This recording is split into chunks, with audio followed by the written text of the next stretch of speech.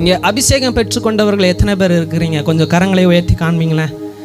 ஆமாம், கொஞ்சம் நீங்கள் எல்லாரும் என்ன ஒத்துழைக்கணும்னா, வார்த்தைகளை சொல்லும் பொழுது இங்கிட்டிருந்து வார்த்தைகள் வரும் பொழுது நீங்கள் என்ன செய்யணும்னா, அந்நிய பாஷையோடு அப்படியே நீங்கள் கூடிய ஜபத்தினால் நீங்கள் அப்படியே நீங்கள் இந்த வார்த்தைகளை கேட்கணும். ஆமே, இந்த வார்த்தைகளை நீங்கள் கொஞ்சம் சப்போர்ட் பண்ணணும். ஆமாம், கர்த்தர் பெரிய காரியங்களை செய்ய போதுமானவராக இருக்கிறார். அபிஷேகத்தை பெறாத ஜனங்கள் என்ன செய்யணும்னா, ஸ்தோத்திரத்தோட கூடிய ஜபத்தினாலும் வேண்டுதலினாலும் தேவனுக்கு தெரியப்படுத்துங்கள். அவரோடு கூட நீங்கள் ஸ்தோத்திரத்தோடு கூட இந்த வார்த்தைகளை நீங்கள் கேட்பீர்களே, ஆனால் இந்த இடத்த கர்த்தர் அசைக்க அவர் போதுமானவராக இருக்கிறார். எல்லாரும் ஒருமனப்பட்டு நம்ம இந்த இடத்துல கூடியிருக்கிறோம். ஒருமனப்பட்டு வார்த்தைகளை கவனிக்கும் பொழுது இந்த வார்த்தைகளை நீங்கள் மாம்சத்தில் நீங்கள் கவனிக்க வேண்டாம். உங்களுடைய சரீர பிரகாரமாக அந்த வார்த்தைகளை நீங்கள் கவனிக்க வேண்டாம். கொஞ்சம் உள்ளான மனிதனை கொஞ்சம் நீங்கள் உணர்வடைய வைங்க. உங்களுடைய ஆத்மாவை ஆவியோடு கூட நீங்கள் இந்த வார்த்தைகளை சத்தியத்தை கேட்பீர்களே, ஆனால் நிச்சயம் நான் சொல்லுகிறேன், போகும்போது நிச்சயமாய் கர்த்தர் உங்களோடு கூட பேச சர்வ வல்லமையுள்ள தேவன் உங்களுக்காக பராக்கிரமமான காரியங்களை செய்ய அவர் போதுமானவராய் இருக்கிறார். எடுத்தவர்கள் வாசிக்கலாம். 2 ராஜாக்களின் புஸ்தகம் 2 ராஜாக்கள் 3:17. 2 ராஜாக்கள் 3:17.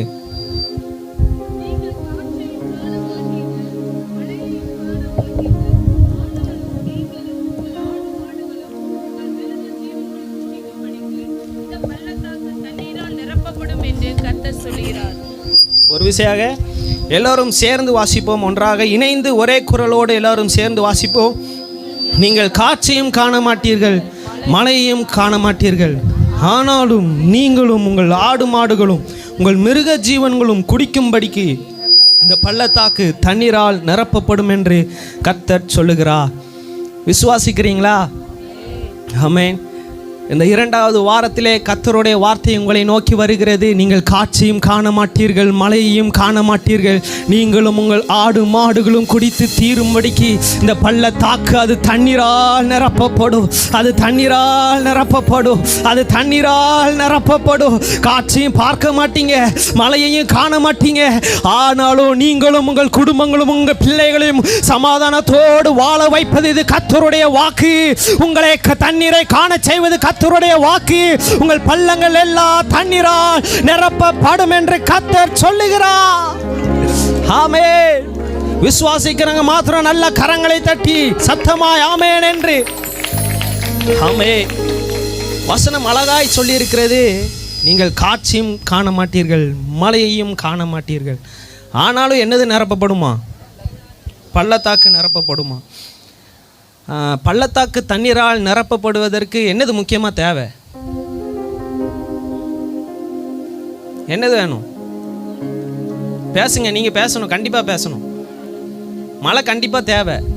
மழைக்கு முக்கியமாக என்னது தேவை? மழை பெய்யணும்னா வாட்டர் தேவை, மேகங்கள் நிச்சயம் தேவை, மேகம் தேவை. அப்போ மழை மேகம் வந்துட்டு காற்று வீசாமல் இருந்தால் மழை பெய்யுமா? பெய்யாது. அப்போ முக்கியமாக என்னது தேவை?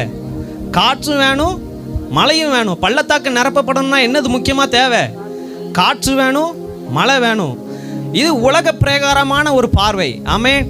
உலக பிரகாரமான ஒரு பார்வை என்னன்னா, மழை பெய்கிறதற்கு, அதாவது நம்ம பள்ளங்கள் எல்லாம் தண்ணீரால் நிரப்பப்படணும்னா உலக தேசத்தின் மாம்சத்தின்படி இந்த வசனத்தை நம்ம பார்த்தோன்னா காற்று மழையும் பார்க்க மாட்டோம். அப்போ பள்ளங்கள் எல்லாம் நிரப்பப்படும்னா அது எப்படி சாத்தியம்? நிச்சயம் அதற்கு மழை தேவை, மழை பெய்யறதுக்கு நிச்சயம் காற்று தேவை. ஆனால் இது ரெண்டுமே இருக்காது. பள்ளங்கள் எல்லாம் எப்படி தண்ணீரால் நிரப்பப்படும்? அநேகர் நீங்கள் கேட்கிற கேள்வி என்னன்னா, என் குடும்பத்தில் எப்படி சமாதானம் வரும்? எப்படி? நான் அதுக்குரிய ஆதாரங்களை நான் இன்னும் பார்க்கலை, அதற்குரிய ஒரு ஐடென்டிட்டியும் நான் பார்க்கலை. அது நடக்கிறதான சாத்தியங்கள் எதுவுமே என்னுடைய வாழ்க்கையில் நடக்கலை. ஆனாலும் வசனம் சொல்லுது, நீங்கள் காட்சியும் பார்க்க மாட்டீர்கள், மழையையும் காண மாட்டீர்கள், ஆனாலும் உங்கள் வாய்க்கால்கள் தண்ணீரால் அது நிரப்பப்படும்.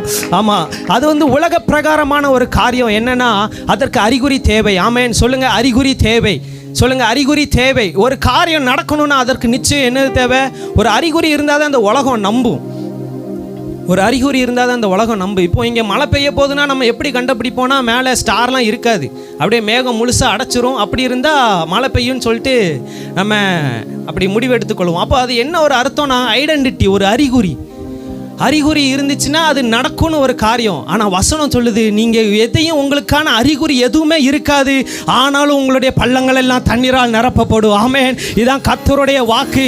உங்களுக்கு நடக்கிறதான அந்த சாத்தியம் எதுவும் இருக்காது, இந்த காரியம் வாய்க்கும் என்பதற்கு ஒரு அறிகுறியும் இருக்காது, ஆனாலும் பள்ளங்கள் எல்லாம் தண்ணீரால் நிரப்பப்படும். அப்படியே ஒரு நிமிடமாக கண்களை மூடி ஆண்டவரை நோக்கி நீங்க பேச தொடங்குங்க.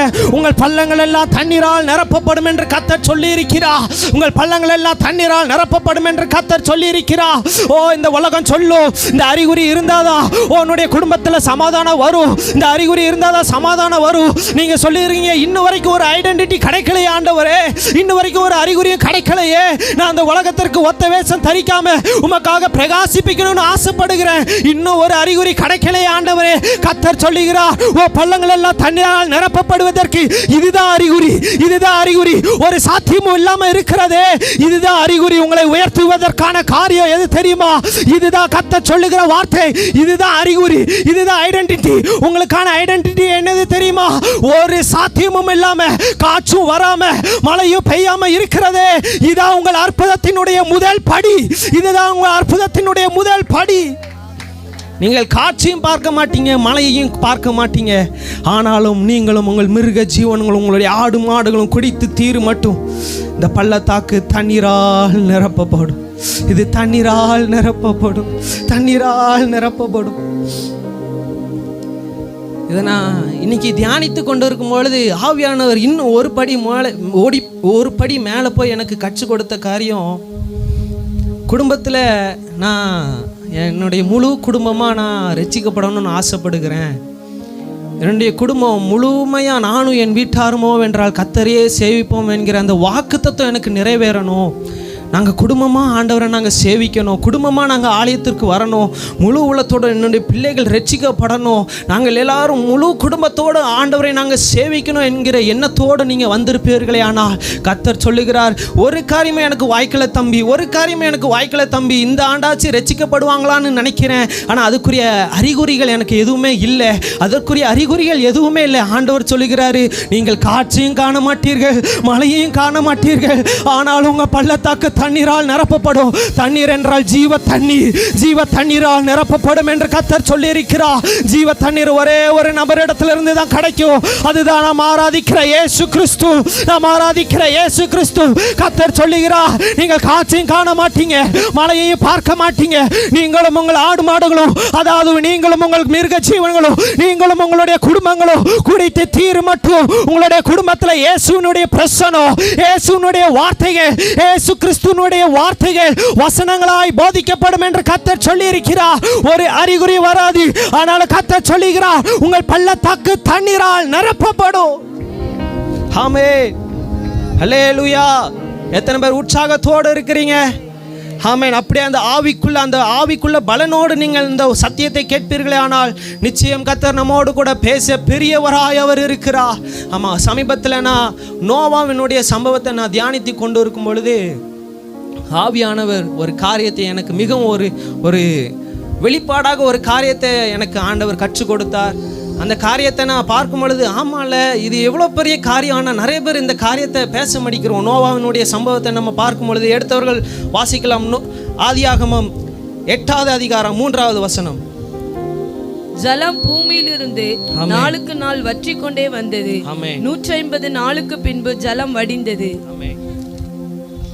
அடுத்து 4வது வசனம். 7ஆம் மாதம் 17ஆம் தேதியிலே பேலை அரராத் என்னும் மலைகளின் மேல் தங்கிற்று. ஆமென். வசனம் என்ன சொல்லி இருக்கிறது? மலைகளின் மேல் தங்கிற்று. எல்லாரும் இந்த வசனத்தை சொல்லுங்க, மலைகளின் மேல் தங்கிற்று. ஒரு விஷயம் எல்லாரும் சத்தமாய் சொல்லுங்க, மலைகளின் மேல் தங்கிற்று. பேலை எது மேலே இப்போ தங்கி இருக்குது? மலைகளின் மேல் தங்கி இருக்கிறது. கொஞ்சம் நோவாவினுடைய சம்பவத்தை நம்ம நல்லா ஆழமாக கேட்போமானால், கொஞ்சம் நீங்கள் கொஞ்சம் ஆவியில் கொஞ்சம் உற்சாகத்தோடு இருக்கணும். கொஞ்சம் மாம்சத்தின்படி இந்த சத்தியத்தை கேட்க வேண்டாம், கொஞ்சம் ஆவின்படி கேட்பீர்களே. ஆனால் நான் சொல்லுகிறேன், நிச்சயம் இந்த சத்தியத்தை முடிக்கும் பொழுது உங்களுடைய கண்களிலிருந்து ஒரு சொட்டு கண்ணீராவது கர்த்தர் நிச்சயம் வரவழைப்பா. ஆமாம், நீங்கள் கொஞ்சம் இந்த நோவாவினுடைய சம்பவத்தை பார்க்கும் பொழுது வசனம் முடியும் பொழுது சொல்லியிருக்கிறது, மலைகளின் மேல் தங்கிற்று. வசனம் சொல்லியிருக்கிறது, சொல்லுங்க, மலைகளின் மேல் தங்கிற்று, மலைகளின் மேல் தங்கிற்று. பேழை மலைகளின் மேல் தங்கி இருந்தது. ஆனால் நான் நினைக்கிறேன், நோவா ஆரம்பத்தில் பேழையை உண்டாக்கும் பொழுது ஆரம்பத்தில் பேழையை அவர் சிருஷ்டிக்கும் பொழுது, பேழையை உருவாக்க தொடங்கும் பொழுது நான் நினைக்கிறேன் ஒரு மலையின் அஸ்திபாரம் இல்லை, ஒரு வெட்டாந்தரையில் நிச்சயம் அவர் செய்து இருக்கணும். ஏன்னா நம்ம சின்ன பசங்களுக்கு செஞ்சு ஸ்கூல் ப்ராஜெக்ட் செஞ்சு கொடுக்குறோமான இது ஒன்றும் சின்ன ப்ராஜெக்ட் கிடையாது. சும்மா அந்த பேப்பரில் கப்பல் செஞ்சு கொடுக்குற அந்த ப்ராஜெக்ட் கிடையாது. இது செய்கிறது எப்படின்னா சகல காட்டு மிருகங்களையும் சகல நாட்டு மிருகங்களையும் ஊரும் பிராணிகள் பறவைகள் எல்லாவற்றையும் உள்ளே போட்டு அடைக்கணும். அது போக நோவானுடைய குடும்பமும் உள்ளே இருக்கணும். அப்போது என்ன காரியம்? மிகப்பெரிய பேழை செய்யணும், ரொம்ப ஒரு பெரிய பேழை செய்யணும். அந்த பேழை செய்யணும்னா நிச்சயம் நான் நினைக்கிறேன் ஒரு வெட்டாந்தரையான ஒரு நிலம் கண்டிப்பாக அவர் அதில் தான் செஞ்சுருப்பார். வெட்டாந்தரையான ஒரு நிலைமை, ஒரு வனாந்தரத்தை போல, பாலைவனத்தை போல அவருடைய வாழ்க்கை முதலாவது ஆரம்பித்தது. நோவானுடைய வாழ்க்கையை பார்க்கும் பொழுது, பேழையை உண்டாக்கும் பொழுது அவர் செய்கிறார் ஒரு காரியம். வெறும் வெட்டாந்தரையமான ஒரு நிலம், பேழையை உண்டாக்கும் பொழுது வெட்டாந்தரையான ஒரு நிலம், சுற்றி பார்க்கிறார், எதுவும் இல்லை. அவருடைய வாழ்க்கையை நீங்கள் ஒருவேளை இன்றைக்கி ஒரு சிலர் நீங்கள் உங்கள் எண்ணத்தில் கொண்டு ஒரு சில எண்ணத்தோடு நீங்கள் இருக்கலாம். தம்பி, என்னுடைய வாழ்க்கையே ஒரு வனாந்திரத்தை போல இருக்குது, என்னுடைய வாழ்க்கையே கொஞ்சம் வனாந்திரத்தை போல இருக்குது, எங்கே பார்த்தாலும் ஒரே பாலைவனத்தை போல, எங்கே பார்த்தாலும் வெறும் வறண்ட நிலம் தான் தம்பி, பச்சையான பசுமையான ஒன்றைய கண்ணுக்கு தெரியல, எல்லாம் வெறும் பாலைவனத்தை போல இருந்து கொண்டு இருக்கிறது, எதுவுமே என் கண்களுக்கு வாய்க்கலை. ஆனால் நான் என்ன செய்து கொண்டு இருக்கிறேன்?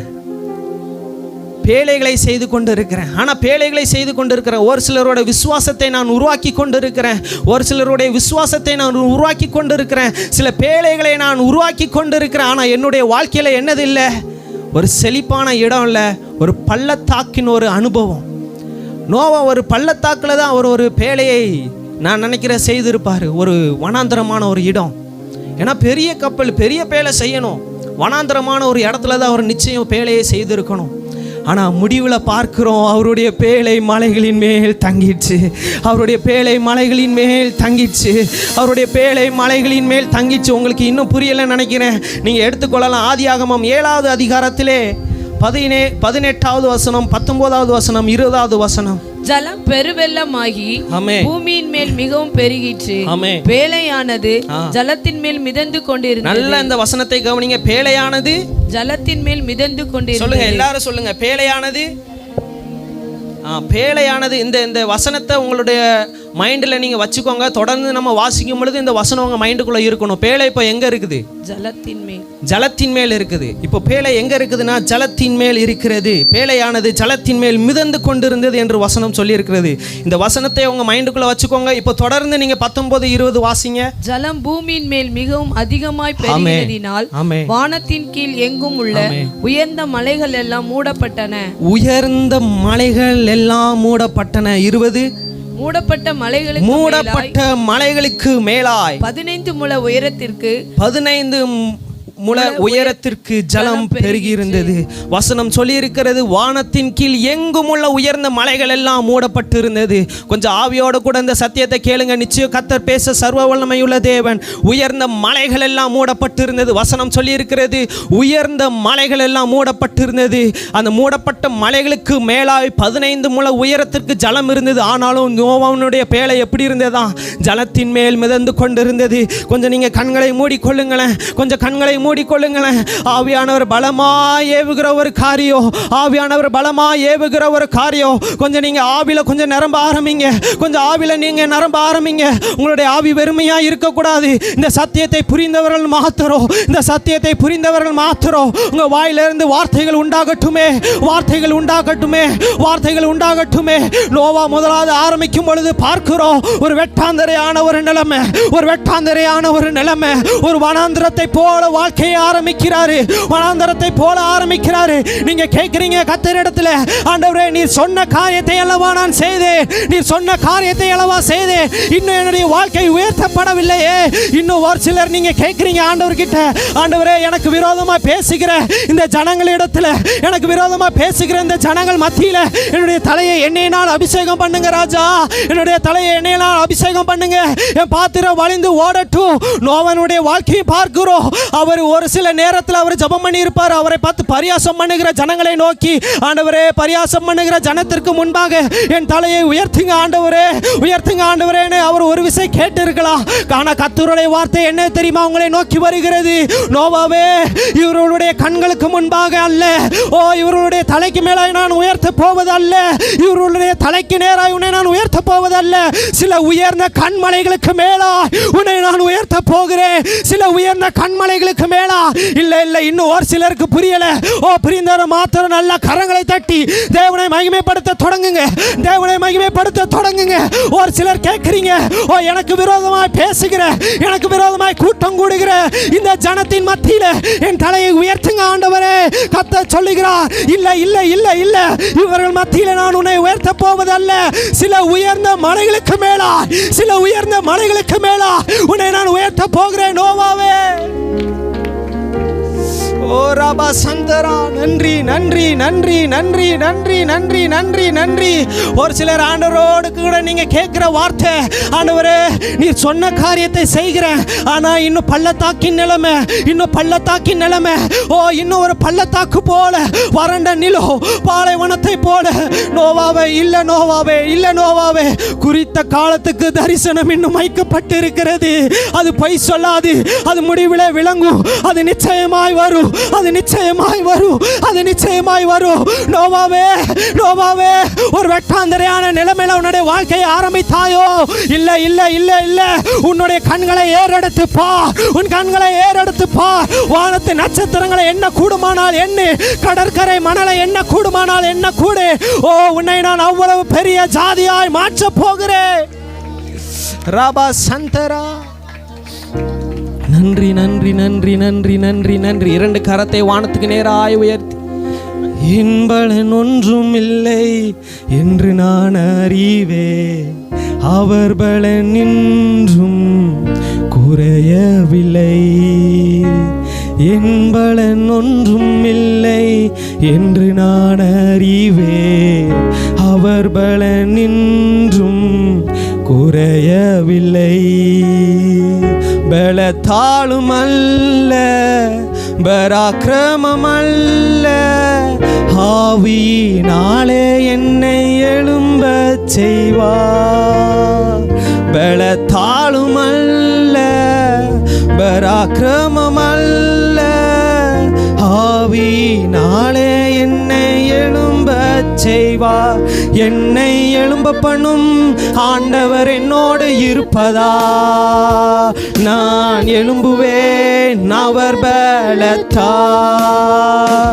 என்னை எழும்ப பண்ணும் ஆண்டவர் என்னோடு இருப்பதா, நான் எழும்புவேன் அவர் பலத்தா. சொல்லுங்க, என் பலன் ஒன்றும் இல்லை, என் பலன் ஒன்றும் இல்லை என்று நான் அறிவேன், அவர் பலன் இன்றும்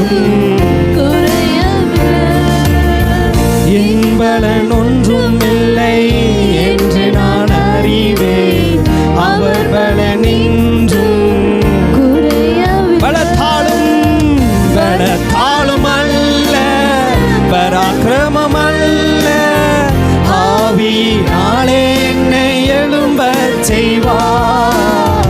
பலத்தாலும் பராக்கிரமம் அல்ல, ஆவியினாலே என்னை எழும்ப பண்ணும், என்னை எழும்ப பண்ணும் ஆண்டவர் என்னோடு இருப்பதா, நான் எழும்புவேன். சொல்லுங்க, அவரை பார்த்து சொல்லுங்க, என்னை எழும்ப பண்ணும், என்னை எழும்ப பண்ணும் ஆண்டவர் என்னோடு இருப்பதா, நான் எழும்புவேன் அவர் பலத்தா, நான் எழும்புவேன் அவர் பலத்தா. நம்முடைய பலத்தால முடியாது, நம்முடைய பராக்கிரமத்தினால முடியாது, அவருடைய ஆவியினாலே எல்லாம் ஆகும், அவருடைய ஆவியினால எல்லாம் ஆகும், அவருடைய ஆவியினால எல்லாம் ஆகும். எத்தனை பேர் விசுவாசிக்கிறீங்க? ஆமா. எப்படி ஆண்டவரே நான் உயர்வேன்? எப்படி ஆண்டவரே நான் உயர்ந்த கண்மலைகளுக்கு மேலாய் போவேன்? ஒரு காரியமும் நடப்பதற்கான சாத்தியம் இல்லை. என்னுடைய குடும்பம் ரட்சிக்கப்படுவதற்கான சாத்தியம் எதுவும் இல்லை, பிள்ளைகள் ரட்சிக்கப்படுவதற்கான சாத்தியம் எதுவும் இல்லை. அதையும் தாண்டி என்னுடைய ஆத்மாவில் ஒரு களி கூறுதல் உண்டாகுமேன்னு சொல்லிட்டு பார்க்குறேன், அதுவும் முடியல. அதற்கான சாத்தியங்கள் எதுவுமே இல்லையே ஆண்டவரே, எப்படி இது ஆகும்? பலத்தாலும் அல்ல, பராக்கிரமத்தினாலும் அல்ல, அவருடைய ஆவியினாலே எல்லாம் ஆகும். அவருடைய ஆவியினாலே எல்லாம் ஆகும். பார்க்குறோம், நோவா ஆரம்பத்தில் ஒரு பள்ளத்தாக்கின் நிலைமையில தான் நோவா ஆரம்பித்தது. ஆனால் முடிவில் பார்க்குறோம், உயர்ந்த மலைகளுக்கு மேலாய், உயர்ந்த மலைகளுக்கு மேலாய் வசனம் சொல்லுது, அந்த உயர்ந்த மலைகளுக்கு மேலே 15 முழ தண்ணீர் இருக்குது. அதற்கு மேலாய் நோவாவினுடைய பேழை மிதந்து கொண்டிருந்தது. ஆமேன். ஆமாம், கொஞ்சம் சத்தமாய் அல்லேலூயா. அவர் சர்வ வல்லமை உள்ள தேவன். அப்போது நம்ம உயரப்படணும். நம்முடைய ஆத்மாவும் சரி, ஆவிக்குரிய வாழ்க்கையும் சரி, சரீர பிரகாரமான வாழ்க்கையும் சரி, நம்மளுடைய வாழ்க்கை மேலோங்கி போகணும். ஆவிக்குரிய ஆத்மா சரீரம் ஒவ்வொன்றும் மேலோங்கி போகணும். நான் உயர்த்தப்படணும். அப்படின்னா நோவாவை கர்த்தர் உயர்த்தினதான ஒரு முக்கியமான நோக்கம் என்னன்னா, அவன் தேவனோடு கூட சஞ்சரித்து கொண்டிருந்தான். தேவனோடு கூட சஞ்சரித்து கொண்டிருந்த ஒரு நோவா. அழகா ஆங்கில வேதாகமத்தில் போட்டிருக்கோம், வாக்டு வித் காட். அவரோடு கூட நடக்கணும், அவரோடு கூட நடக்கணும். கொஞ்சம் யோசித்து பாருங்க, எத்தனை பேர் இன்றைக்கும் நம்ம அவரோடு கூட நடந்து கொண்டு இருக்கிறோம்? எத்தனை பேர் இன்னும் அவரோடு கூட நடந்து கொண்டு இருக்கிறோம்? ஒரு சிலரை பார்த்து ஆண்டவர் சொல்லுகிறாரு, ஒரு சிலர் நீங்கள் ஆண்டவரை விட்டுட்டு முன்னாடி போயிடுறீங்க, ஒரு சிலர் ஆண்டவரை விட்டுட்டு பின்னாடி போயிடுறீங்க. ஆனால் அப்படி இருக்கக்கூடாது. அவர் நம்மளுடைய கரத்தை பிடித்து இருவரும் ஒரே பயணமாய் ஒரே இடத்துல நடந்து போகணும். அப்படின்னா தான் கர்த்தர் நம்மளை உயர்ந்த அடைக்கலத்தில் கொண்டு போய் நம்மளை வைப்பார். ஆமென். ஆமாம், அவர் நம்மளை உயர்ந்த அடைக்கலத்தில் வைக்கணும்னா முதலாவது அவருடைய கற்பனைகளுக்கு கீழ்ப்படியணும். அவரோடு கூட நடக்குகிற ஒரு அனுபவமாய் மாறணும். அவரோடு கூட சஞ்சரிக்கிற மனுஷனாய் நாம் மாறணும். ஆமென். எங்களுடைய வீட்டில் பூனை வளர்க்குறோம். அந்த பூனை பேர் பட்டு. அப்போ ஒரு நாள் நாங்கள் செருப்பு கலத்தி போடுற அந்த இடத்துல நான் நிற்கிறேன். இந்த சம்பவத்தோடு ஆவியானவர் என்னோடு கூட பேசின ஒரு வார்த்தை சொல்லுகிறேன், உங்களுக்கு புரியும் பாருங்கள். வெளியே செருப்பு போடுகிற அந்த இடத்துல நான் நிற்கிறேன். அந்த கேட்டு இருக்கும் தெரியுமா, அந்த கேட்டில் மேலே அந்த சுவரில் எங்கள் பட்டு இருக்கிறான். அவன் நின்று கொண்டு இருக்கிறான். நான் கீழே அந்த செருப்பு போடுற அந்த இடத்துல நான் நிற்கிறேன். ஆனால் அதே லைனில் அதே சுவரு அது பட்டுக்கு ஏத்தாப்புல ஒரு தெருப்புனை. அந்த தெருப்புனை எப்படின்னா, எங்கள் பட்டுவை பார்த்துட்டானாலே துரத்தி கடிக்கும். சமீபத்தில் பார்த்தோன்னா நல்ல கான்குள்ளே உளுந்து எந்திரிச்சு இப்போ மிகப்பெரிய ஒரு ட்ரீட்மெண்ட்டில் இருக்கிறாரு பட்டு. ஆமாம், ஜெபித்துக்கொள்ளுங்க, பட்டுக்காண்டி ஜெபித்துக்கொள்ளுங்க. அப்போது பட்டுவை பார்த்தாலே அந்த ஏரியா போனால் துரத்தி வந்து கடிப்பான். அப்போது அதே ட்ராக்கில் அதே சுவரில் தான் பட்டு இருக்குது. அதுக்கு நேராக ஏத்தாப்பில் ஆப்போசிட் சைடில் அந்த தெருப்புனை இருக்குது. அது மெல்ல அப்படியே பட்டுக்கிட்ட வந்து அதை எப்படியாவது கடிக்கணும் அப்படின்னு சொல்லிட்டு பார்க்குது. நான் கீழே நின்றுட்டு ஒரு குச்சி எடுத்துகிட்டு எப்படியாவது அந்த பூனை பட்டுக்கிட்ட வரவிடாதபடிக்கு குச்சி எடுத்துகிட்டு வெளியே பார்த்தீங்கன்னா ஒரு ப்ளூ கலர் ஓஸ் இருக்கும். அந்த ப்ளூ கலர் ஓஸை வச்சுட்டு தடுத்துக்கிட்டே இருக்கிறேன். அங்கே போ ஓரளவு டிஸ்டன்ஸ் மெயின்டைன் பண்ணிட்டேன். அந்த ஏரியா பூனை பக்கத்தில் வரவிடாதபடிக்கு ஓரளவு டிஸ்டன்ஸ் மெயின்டைன் பண்ணி தூரமாக வச்சாச்சு.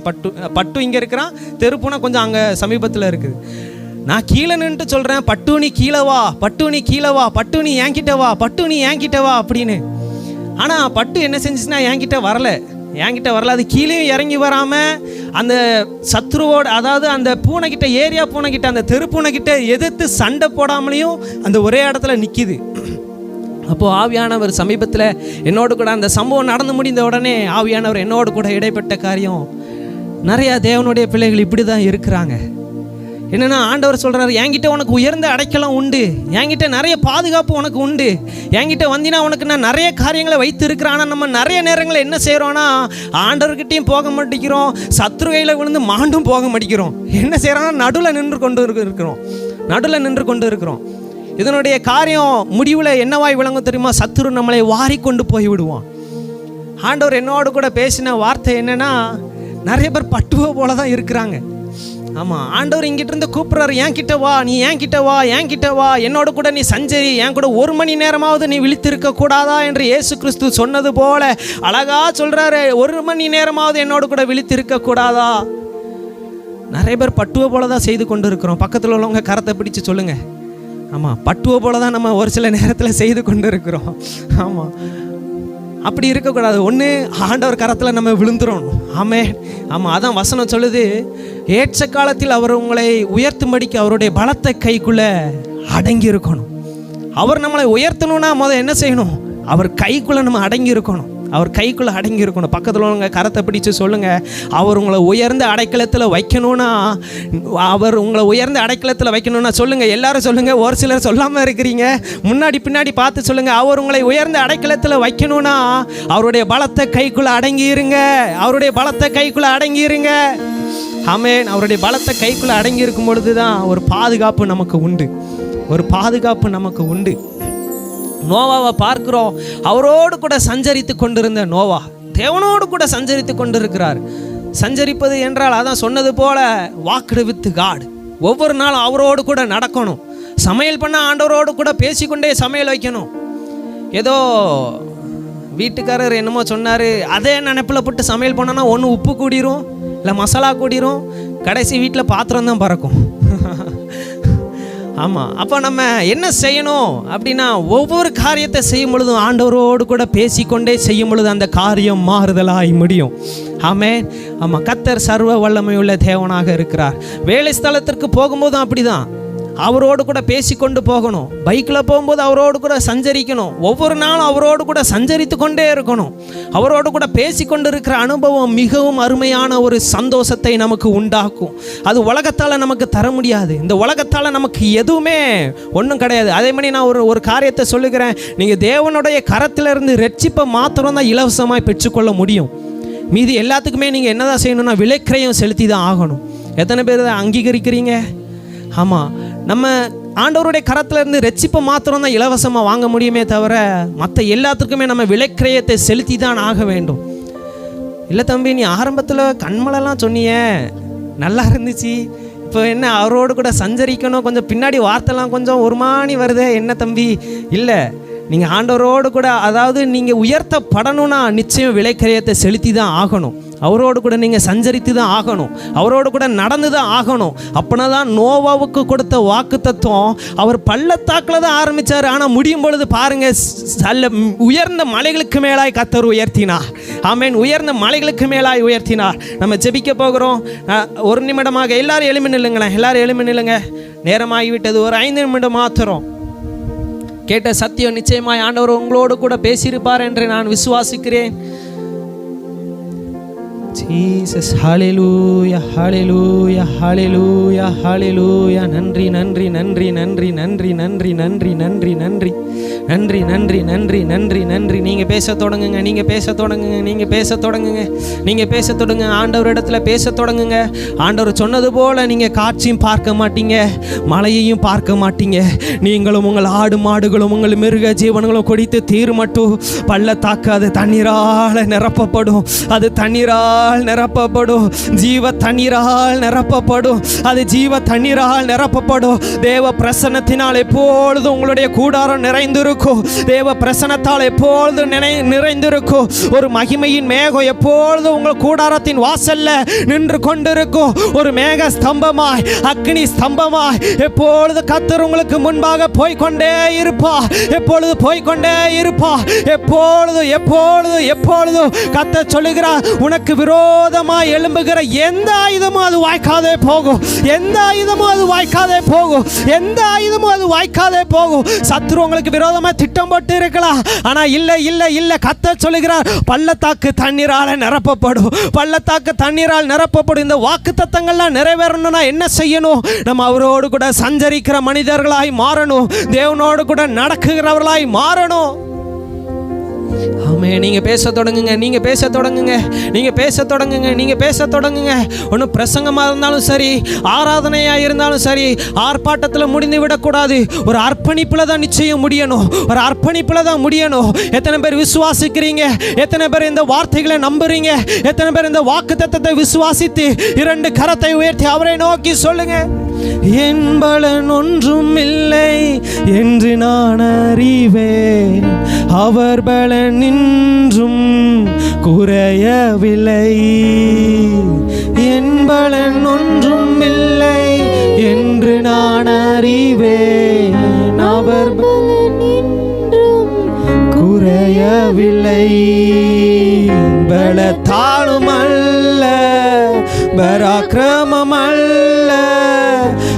ஆவியினாலே என்னை எழும்ப செய்வார். பலத்தாலும் அல்ல, பராக்கிரமம் அல்ல, ஆவியினாலே என்னை எழும்ப செய்வார். என்னை எழும்ப பண்ணும் ஆண்டவர் என்னோடு இருப்பதா, நான் எழும்புவே அவர் பலத்தா. என்னை எழும்ப பண்ணும் ஆண்டவர் என்னோடு இருப்பதா, நான் எழும்புவே அவர் பலத்தா. என் பலன் ஒன்றுமில்லை, என் பலன் ஒன்றுமில்லை என்று நான் அறிவேன், அவர் பலன் இன்றும் குறையவில்லை. சொல்லுங்க, என் பலன் ஒன்றுமில்லை, அவர் பலன், அவர் பலனின். இரண்டு கரத்தை உயர்த்தி, பலத்தாலும் அல்ல, பலத்தாலும் அல்ல, பராக்கிரமம் அல்ல, ஆவியினாலே என்னை எழும்ப செய்வார். பலத்தாலும் பராக்கிரமம், ஆவியினாலே. சொல்லுங்க, பலத்தாலும் அல்ல, பலத்தாலும் அல்ல, பராக்கிரமம் அல்ல. இந்த வார்த்தையை மறுபடியும் மறுமலை உச்சரிக்க தொடங்குங்க. பலத்தாலும், பலத்தாலும் அல்ல, பராக்கிரமம். அவருடைய ஆவியினாலே நம்மளை எழும்ப செய்கிற தேவன் அவர். என்னை எழும்ப பண்ணும், என்னை எழும்ப பண்ணும் ஆண்டவர் என்னோடு இருப்பதா, நான் எழும்புவேன் அவர் பலத்தா. என்னை எழும்ப பண்ணும், என்னை ஆண்டவர் என்னோடு, நான் எழும்புவேன், நான் எழும்புவேன். சொல்லுங்க, என்னை எழும்ப பண்ணும், என்னை எழும்ப பண்ணும் ஆண்டவர் என்னோடு. நீங்க உங்க வாயிலிருந்து இந்த வார்த்தை வரட்டும். நான் எழும்ப, அவர் பலத்தால நான் எழும்புவேன். என்னை எழும்ப பண்ணும், என்னை எழும்ப பண்ணும்.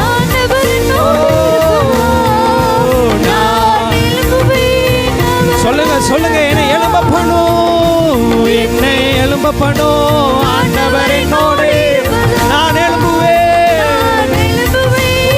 ராபா சங்கரா, நான் எழும்புவேன். என்னை எழும்ப பண்ணும் ஆண்டவர் என்னோடு, நான் எழும்புவேன். சொல்லுங்க, சொல்லுங்க, இந்த வார்த்தையை அறிக்கை செய்யுங்க. கர்த்தர் உங்களுடைய வாயின் வார்த்தையின்படியே அப்படியே செய்வாராக. உங்கள் வாயின் வார்த்தையின்படியே உங்களை எழும்ப பண்ணுகிற தேவன் உங்களோடு கூட இருக்கிறார், உங்களோடு கூட இருக்கிறார்.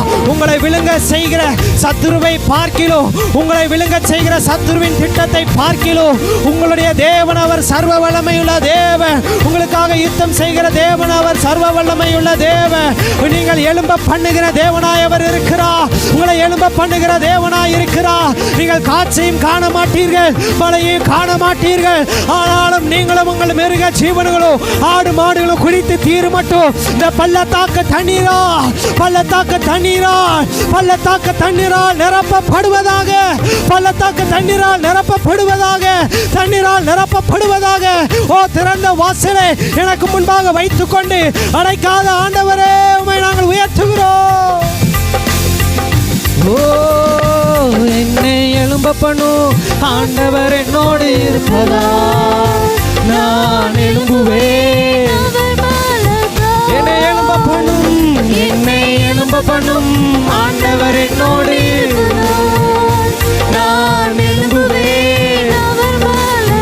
எழும்ப பண்ணும், என்னை எழும்ப பண்ணுவீராக. நான் எழும்புவேன் அவருடைய பலத்தினாலே. ஓ, பலத்தினாலும் அல்ல, பராக்கிரமத்தினாலும் அல்ல, அவருடைய ஆவியினால எல்லாம் ஆகும், அவருடைய ஆவியினால எல்லாம் ஆகும், அவருடைய ஆவியினால எல்லாம் ஆகும். என்னை எழும்ப பண்ணும், என்னை எழும்ப பண்ணும் ஆண்டவர் என்னோடு, நான் எழும்புவேன். எழும்ப பண்ணுவீராக, என்னை எழும்ப பண்ணும்.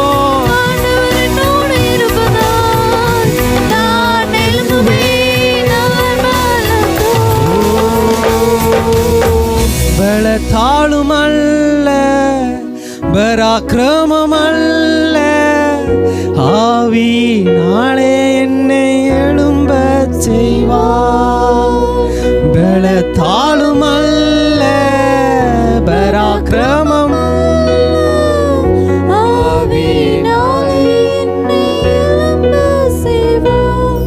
கரங்களை தட்டி ஆண்டவரை மகிமைப்படுத்துவோம். ஹல்லேலூயா. கர்த்தர் முன் காற்றையும் காண மாட்டீர்கள், மழையும் காண மாட்டீர்கள், ஆனாலும் நீங்களும் உங்கள் ஆடு மாடுகளும் உங்கள் மிருக ஜீவன்களும் குடித்து தீரும் மட்டும் இந்த பள்ளத்தாக்கு தண்ணீரால் நிரப்பப்படும். பள்ளத்தாக்கை நிரப்புகிற தேவன், பள்ளத்தாக்கை நிரப்புகிற தேவன். ஓ ராகாதா ராகா துடா பலபா ரீமானா செல்ல கரங்களை தட்டி ஓ ராகாதா ராபலபா எல்லாம் நிரப்புகிற கர்த்தராக இருக்கிறார். நிரப்புகிற தேவன், நிரப்புகிற தேவனாக இருக்கிறார். வாழ்க்கையில கடன் பிரச்சனை விடுதலை கொடுக்கிற தேவனாக இருக்கிறார். பிள்ளையுடைய வாழ்க்கையில கர்த்தர் பெரிய காரியங்களை செய்கிற தேவன், வியாதியிலிருந்து விடுதலை கொடுக்கிற தெய்வமாக இருக்கிறார். எல்லாம் கையை உயர்த்தி நீங்க ராஜா பிரதருக்கு ட்ரீட்மெண்ட் 5 கொடுத்துருக்குறாங்க. மகன் நல்ல கர்த்தர் சுகத்தை கொடுக்கும்படியாக எல்லாம் ஜெபம் பண்ணுங்க. ஆண்டவரே மகனுக்கு நல்ல சுகத்தை கட்டளை இடுவீராக. நல்ல சுகமளிக்கிற வல்லமை இறங்கட்டும்பா. ஆண்டவரே ஆயுசு நாட்களை பெருக பண்ணுங்க. பிள்ளைகளின் பிள்ளைகளை காண்பா என்று சொன்னவரே, வாக்கு தத்தங்கள் பிள்ளையுடைய வாழ்க்கையில நிறைவேறுவதாக. வல்லமை உடையவர், மகிமையானவளை செய்வீராக. அதே போல பலவீனத்தோடு இருக்கிற ஒவ்வொருவருக்கா செபிக்கிறோம். கர்த்தர் சுகத்தை கட்டளை இடுங்க. உங்க நாம மகிமை பண்ணட்டும். குடும்பத்தில் தேவ சமாதானம் உண்டாகட்டும். உயிர்த்தெழுந்த பிரசன்னம் ஆளுகை செய்யட்டும். இயேசுவின் இரத்தத்துக்குள்ள எல்லாரையும் ஒப்பு கொடுக்கிறோம் நல்ல பிதாவே, ஆமேன். அல்லேலூயா. கர்த்தர் நல்லவர். நாளையிலிருந்து 10 to 12 வீட்டில் நாங்கள் ப்ரேயர் பண்ணுவோம்.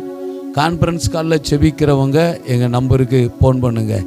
அந்த நோட்டீஸ் அடுத்த வாரம் ஞானேஷ் மண்டபத்தில் ஜனவரி 1 ஞானேஷ் வருகிறாங்க. எல்லோரும் தயவுசெய்து ஜெபித்து கொள்ளுங்கள். அந்த நோட்டீஸை வாங்கி கொள்ளுங்கள். நாளைக்கு 10 to 12 கான்ஃபரன்ஸ் கால்லையும் ஜெபம் நடக்கும், நேர்லேயும் ஜெபிப்பாங்க. கலந்து கொள்கிறவங்க கலந்து கொள்ளுங்கள். எங்கள் நம்பருக்கு ஃபோன் பண்ணுங்கள், உங்களை ஜாயின் பண்ணி விடுக்கிறோம். கர்த்தர் பெரிய காரியங்களை செய்வார். எல்லாம் சேர்ந்து சொல்லலாமா? என் ஆத்துமாவே கர்த்தரை ஸ்தோத்திரி, என் முழுலமே பரிசுத்த நாமத்தை ஸ்தோத்திரி. என் ஆத்துமாவே கர்த்தரை ஸ்தோத்திரி, கர்த்தர் செய்த சகல பாலை மறவாதே. ஆமென். அல்லேலூயா, அல்லேலூயா, அல்லேலூயா. God bless you. கர்த்தர் உங்களை ஆசீர்வதிப்பார். ஞாயிற்றுக்கிழமை வர செவ்வாய்க்கிழமையிலிருந்து